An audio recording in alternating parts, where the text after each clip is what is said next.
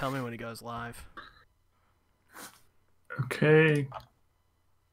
Yep, starting stream health green. So we're almost live?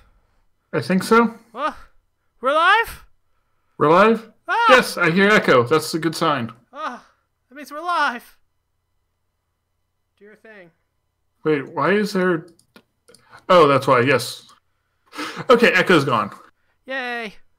Alright, so welcome everyone to the first Promised Neverland podcast, where I'm joined by C Tactics, and we will be talking about the Promised Neverland, one of at least my favorite anime of the season, and C thinks it's wonderful too because he is a good person, right?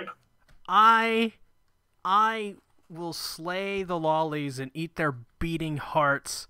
I'll rip it out from their chest and eat their beating hearts to gain the power of the ancients. That is what I will do to the lollies. Do not trust me. I'm a bad person. Yes, so C has a great love for lollies in a purely platonic way, of course. You're right. All right, so C Tactics, take it away. What wonderful stuff happened this episode? So, in episode 4 of The Promised Neverland, the title is called 291045, which, by the way, if you guys didn't know, is actually the date when the episode takes place.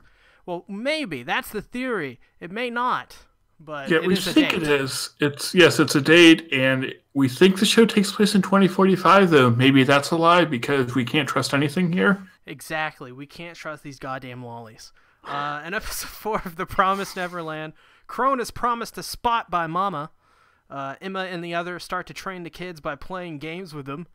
And they break the truth to Doan. And is Ray the traitor?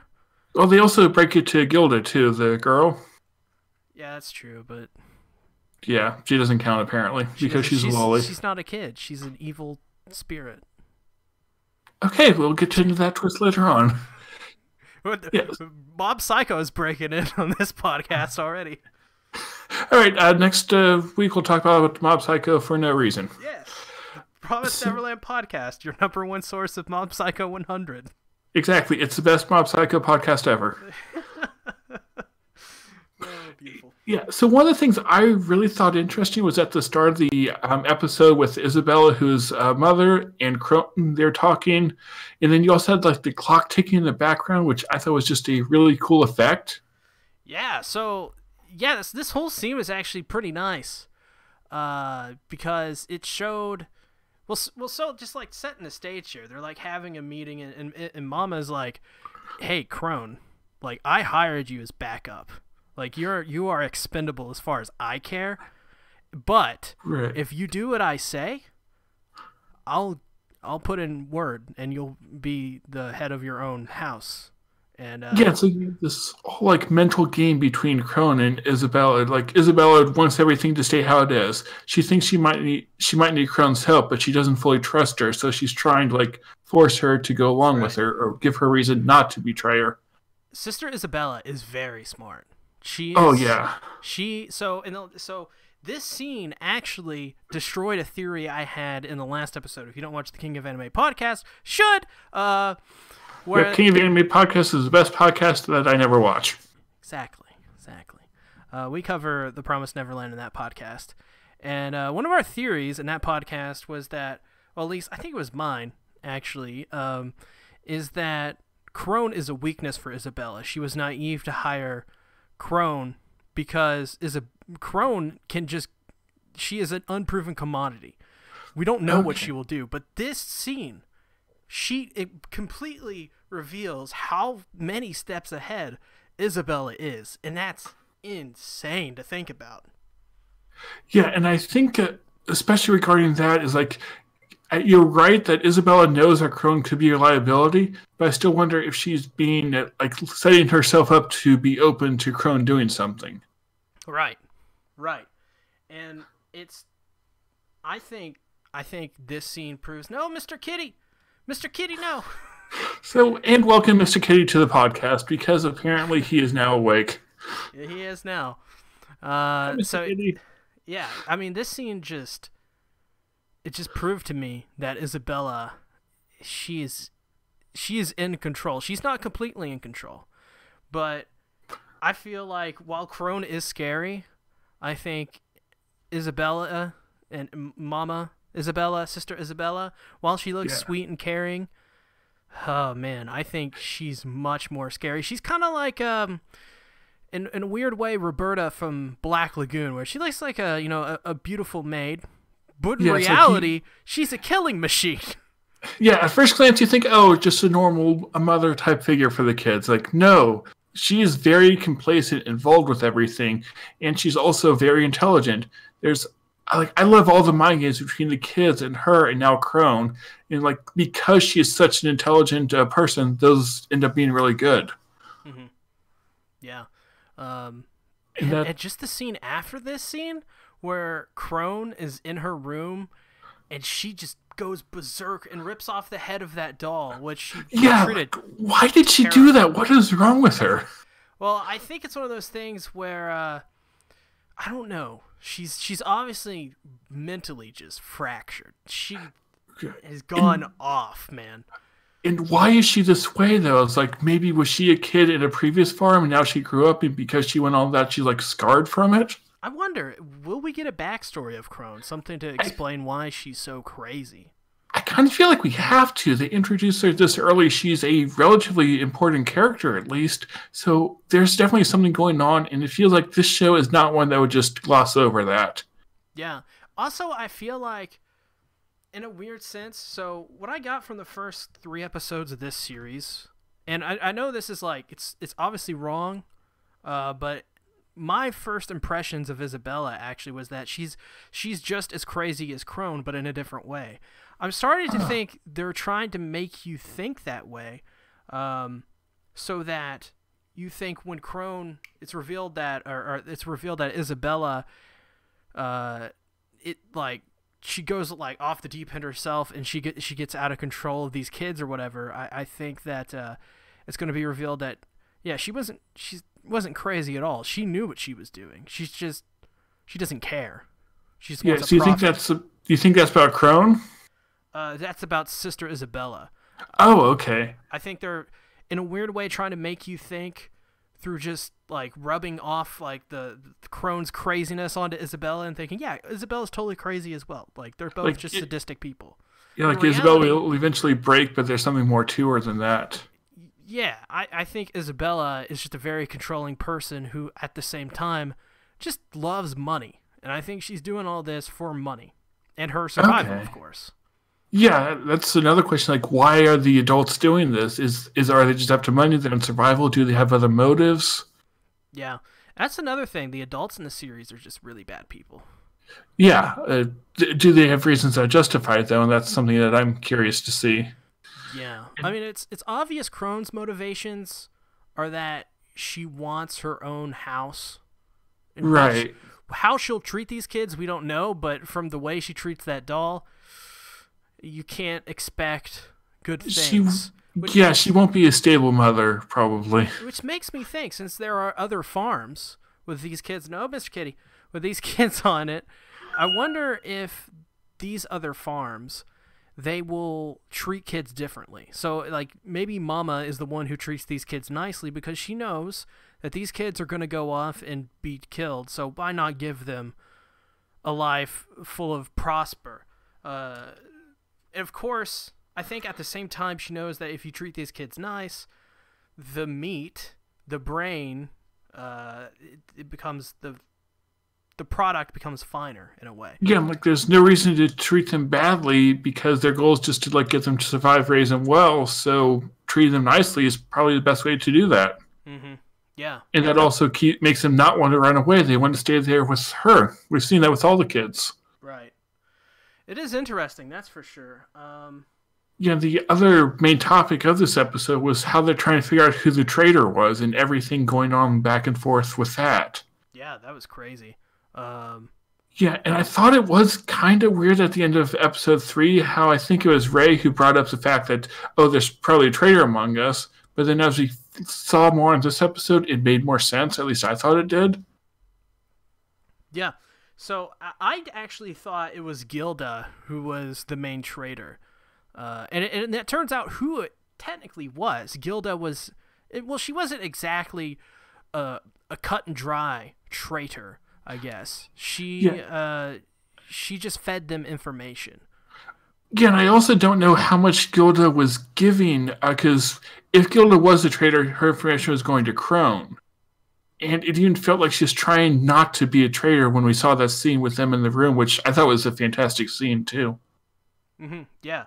And it's obvious that by the end of this episode, Gilda, she kind of, from just being in contact with these kids who are in the know, and just the way they talked and gave up the information to Doan, I think that Gilda has, and not completely, but is definitely on her way to changing her ways.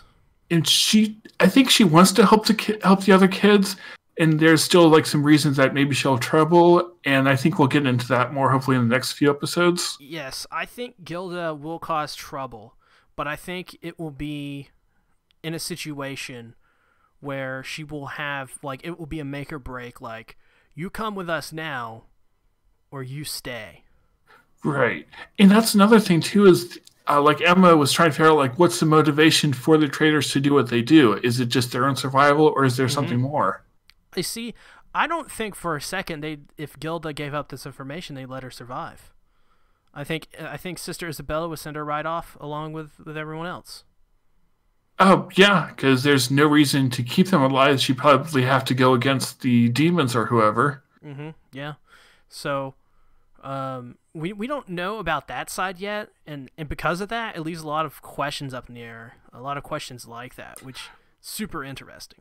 Yeah, so that makes me wonder, like, if Gilda was a traitor, did she know what she was betraying them to? Mm-hmm. Yeah. And another thing I thought was interesting, I don't know if I actually wrote this down, though, was how when Norma and them were telling Dawn and Gilda that they were saying that the other kids were still alive, they were just taken by human traffickers. Yes. They lied. Yeah, and so is that like part of Norma's trick to like identify who the traitor was?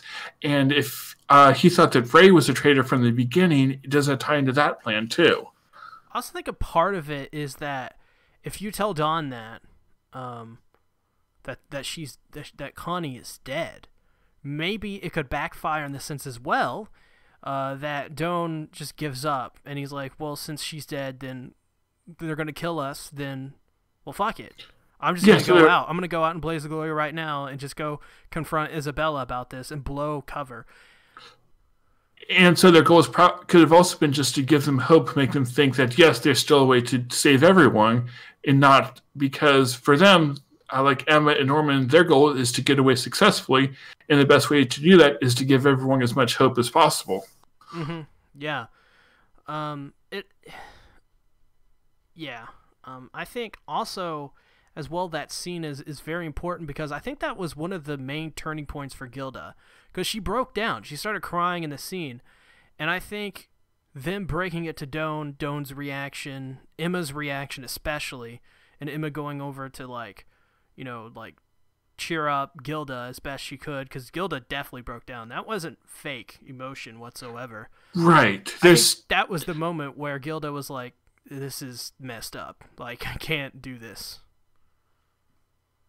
Yeah, and what did you think at the end when Norma figured out that Ray was the traitor? And did you think that came out of nowhere? Does it make sense?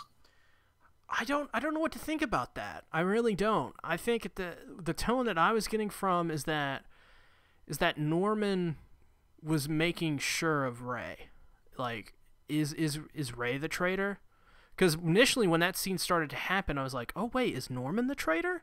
And then Norman's like, Ray, are you the traitor? And I didn't know. It's like originally I had written down in my notes for the King of Anime podcast, the note says, scribbled out Norman as the traitor, and I scribbled that out and I put in a caret that said Ray. So I don't know what that scene was actually trying to convey there.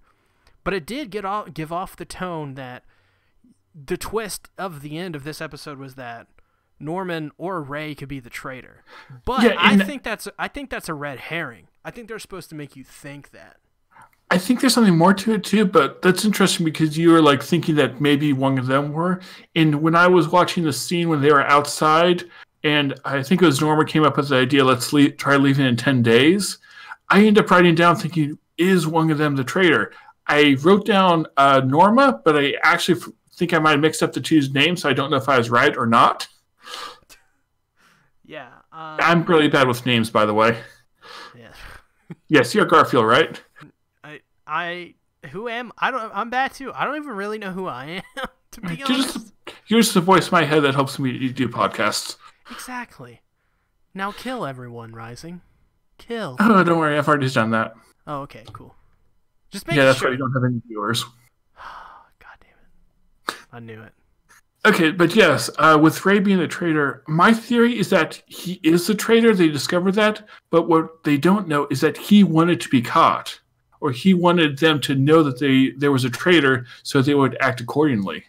Because for whatever reason, he has to help Isabella, but he also wants them to succeed. I think, yeah, there is definitely a case for that. I think that's fair.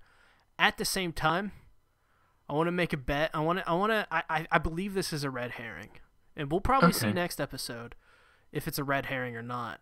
But we'll test that out in the next episode of this podcast. Okay, who's the right person? Laugh at you. Say it again. If you're wrong, people will laugh at you. Oh, why? I cry. That's normal. Oh, anything else that happened this episode? I'm sure there is. Yeah, those are the major notes I had. There was also a couple scenes that really stood out to me, like where they were playing back into the horror aspects, like when they were going up to the room, I think, to tell Adon and Gilda what was going on. How you got that point of view shot. Is the first person perspective, yeah. Yeah, and that was just really weird because you wonder like why they were doing it, what they're about to show, and what are they hiding. But at the same time, it felt like they didn't really need that for that scene. I think it was just a cool thing they wanted to show off technically, because this is Clover Works. They have the reputation of somehow, since they're connected to A1, of being this super technical studio, which I don't think they are, to be honest. Like, you go look at their past works, like Bunny Girl and Darling, and they both have like animation errors and like weird stuff going on with them. They're definitely ambitious, though. So they are ambitious. That is true. They try to separate themselves from the pack in some ways. Yeah, they might have just done it because they thought it was cool. Exactly, and it's a unique scene. But there's actually, I wouldn't say errors, but like just really questionable stuff in this like sequence where they're walking up the stairs in first person. Did you notice all of the generic CGI models? In fact, this is a good talking point. This is something I brought up on the Anime podcast. You should totally watch. Links in the description to my channel where you can find it. Yes, this is actually just an advertisement for C Tactics, by the way. It's an advertisement for both of us. Subscribe. All right, subscribe to me. Subscribe to C. Subscribe to PewDiePie. Subscribe. Hit the subscribe button. Yeah. Yes. Yeah. Don't be me and be OCD and only limit yourself to being subscribed to 100 people. I actually am that way. I do that sometimes. So in the past episodes... There's the subscribe thing coming up on screen. Yeah. I forgot that you were going to do that. Yep. So during... and this is like an objective thing, but like its use is very subjective and people's opinions on this. So like I don't really care either way what people think about it. But if you look... in all of these episodes, this one and everyone before it, look at the backgrounds and look at the CGI models they're using. They're generic. They're absolutely generic. They're not original. You've seen them in a million other anime. All they did is plop them in and then lower the darkness of it. That's all they did. And it's like, it's so insane because like, it's almost genius. Because, like, no one's going to notice that, right? Yeah, it's like they're cutting corners in a place that doesn't matter so they can save their, like, effort for the places that do matter. At the same time, I noticed. And also, Sakura Boru noticed, because that's how I noticed this, because I read it off there. So check them out. Sakura Boru, it's a good blog.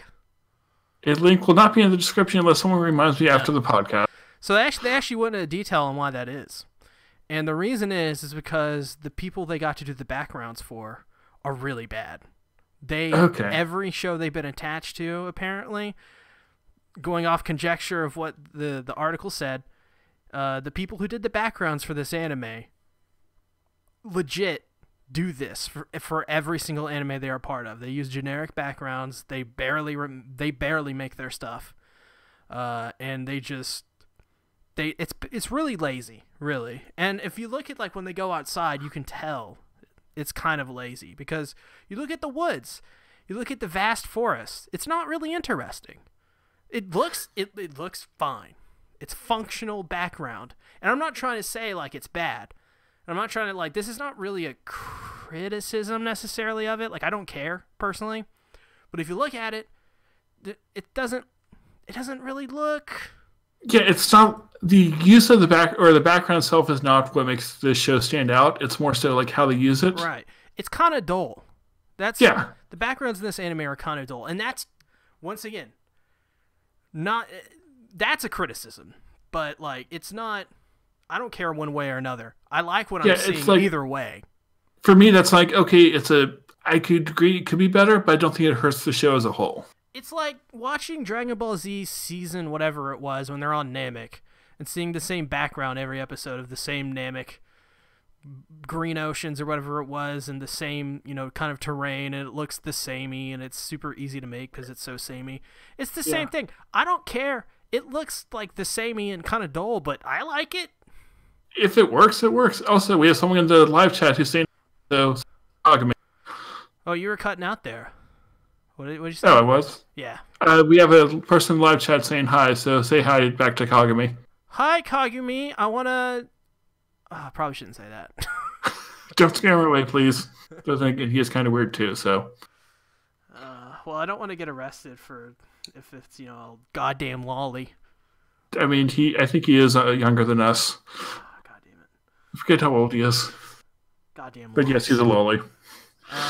So another thing about this first-person sequence is when they're walking up the steps, they from my ear, I couldn't tell because it was very low in the volume, and it was obviously, if it was the same piece that I'm thinking of, it was played in a different way. It was obviously not played traditionally. It was altered. But it's the song that goes, I'm going to try to sing an instrumental piece here. Okay, this should be good. It's like the song they play during the holidays. I think it's the Nutcracker theme or whatever, where they're like, do, do, do, do, do, do. Okay. I don't know what you're talking about, but I think I get it. It's like it's very mischievous kind of sounding. Yeah. I think it's Nutcracker. I can't remember. If you didn't know, before this, they also played a very mischievous song, and when Crone is going crazy ripping apart the doll, this crazy psychotic break is happening with mischievous music playing. And I thought that was so great they did that there, because what it did is it's two opposites coming together and attracting and combining to create like this really unique scene. Because like it's what you're seeing is not the same thing you're hearing. Yeah, I didn't think about that, but I did remember like feeling how off the scene was, so maybe that's why. Yeah. And that's immediately what they wanted you to think, how off the scene was, because the inner house is dimly lit and it's weird and it's like there's this weird tone. But you can't just have that same tone happening all the time. Suddenly, if you have that same tone happening and it's like it's playing this serious music and she's going crazy, it's actually kind of funny because it loses the effect. So what you do is you kind of lean into it being a little bit funny. And what better way to do it? Play a mischievous music. And I feel like the show tries to do that as a whole with like the kids being like cute characters. You have scenes with them having fun despite it being an overall serious show. Yeah. It is subversion of expectations in the best possible sense without actually trying to subvert expectations. Yeah, like they do just enough. They're not like aiming for like these big twists, but just like subtle things. Exactly. And that's another thing. Once again, I don't like once again, it's not really, I guess, a criticism. I don't really care either way. I don't really like the way the backgrounds look. But I can get where they're going from with this if you want to make an argument that what they're trying to do here is they're trying to make the CGI look not normal compared to everything else because this place is not normal. So you can make that argument, yeah, that CGI bed Crone has does not fit at all with this animation and this backgrounds. But guess what? Nothing about this world fits. Yeah, it's not supposed to be what you would expect. Exactly. And that's another thing I used. Oh, this is going back. I think this is an anime you dropped, actually.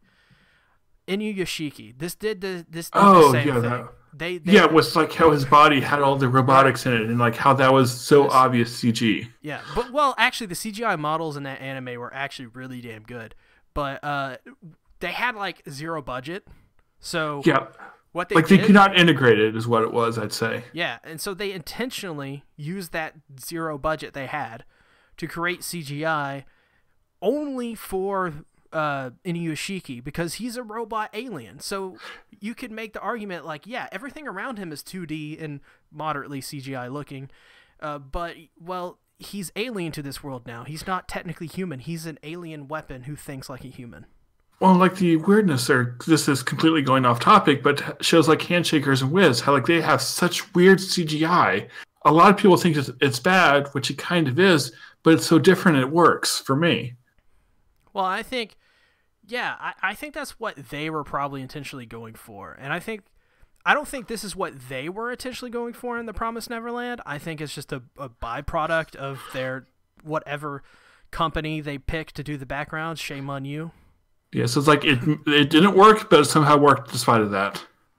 Yeah, I mean, next time anyone watching this watches The Promised Neverland, take a look at those backgrounds and just, it doesn't, you don't have to pause it or anything. Just like when you're watching it on your first watch, look at the backgrounds in the house and outside when the background is of the house from the outside, and you will find your answer if this matters to you or not. And this is probably something I can never unsee now.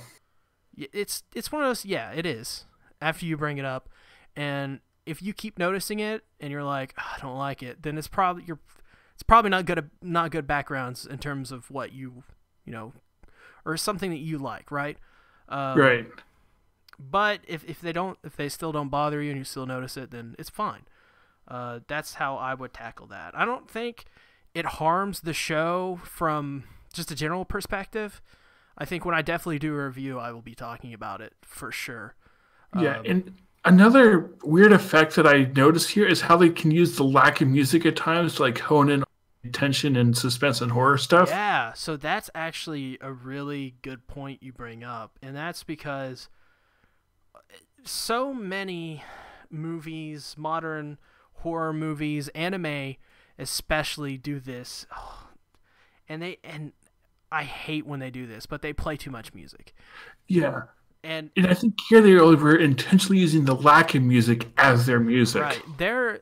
The music that's in here, I wouldn't even say is like anything special, but it fits what the tone is, and it is what it is, which makes it special. It's well utilized. They use the right music at the right time, or no music at the right time. Right. And silence is more disturbing than hearing stuff. It just is. Imagine yourself in a cave. It's completely pitch black. You see nothing. You hear sounds around you, crickets, water moving. Suddenly you hear nothing. Literally nothing. The ringing in your ears is all you hear. Think about that. Yeah, that tells you like something bad happened or will happen soon. Right, exactly. And so you feel the same thing here. Exactly, and that's what the sense of music in these horror anime is supposed to be. I have issues with just anime in general, just blasting music too much. This anime has probably one of the best uses of its score that I've seen in a while, because there is this anime, and I will rag on it, and I'm sorry if you guys enjoy it, but Surune is one of the worst anime I've ever seen, and one of the reasons, well, not one of the worst anime I've ever seen, one of the worst anime I've seen in the year 2018, that's for sure. All right, so you said it's the worst anime ever. Okay. It's pretty bad, and its music is even worse. Not because it's bad music, because that's all it's just playing. It's constantly playing. It doesn't give you a break. There's music left, right, center, everywhere. We don't need music all the time. Right. And that way, when they do play the right music, they can have the effect they want. Right, exactly. You want so there's a saying, you don't notice the music until you notice it. Exactly. And that is when a score is good. That's, for example, Kill La Kill. When you hear Don't Lose Your Way, you fucking jam out to that shit. You hear it. You hear it. It's in your head. I know it. You know it. We know it. And like with Kill La Kill, there are so many awesome songs that you don't notice they're there unless you... Right. Cowboy Bebop is the best example of this. Cowboy Bebop's score is probably just as well known as the freaking anime itself. Right. It's like one of the greatest OSTs ever made for anything, period. People in the industry, in the music industry, will tell you that. I've had people come up to me who have seen me perform the Tank theme live on stage and say, "Hey man, I really love the seatbelts." I'm like, "Oh, you watch Cowboy Bebop too?" I had one person come to me and say, "I watched it like one time, didn't really connect with it. It was cool, whatever, but I like the seatbelts, man. Jazz is great." Yeah, it's like it has such a distinctive musical style. Exactly. And you're not supposed to notice it until you notice it. And that's what a good score is to me. That's, of course, very subjective. Yeah, every time I rewatch Kill La Kill, I discover one or two new songs that I had not noticed before. Yeah, exactly. And I'm glad you brought that up, because that is a very good point. Yeah. So I think that's all the notes I had, unless I forgot something. Is there anything else you want to set this up? I would say this was, in terms of all the episodes that come before, this was an episode definitely to set up the next episode. I think in terms of enjoyment, in terms of what we got out of it, it was just as good as every other one. I don't think it was technically weak in any aspect, really, to any others. I think the first episode still is probably the best episode, though, just based off the twist. Yeah, and I loved episodes 1 and 2. 3 and 4 weren't quite as good, but I feel like that's kind of needed because they're setting everything else up for later on. Right. I think episode 3 was probably better than this one, but to me, these episodes are only marginally better. I don't feel it's right to judge episodes as a whole, though. It's like the whole series. But again, we're talking about it weekly, so that kind of happens. Yeah. And just to be fair, this is not like Chibi Reviews doing a review of each episode. This is definitely just a podcast of people. Yeah, our goal is to talk about what we thought was cool about the episode. Yeah.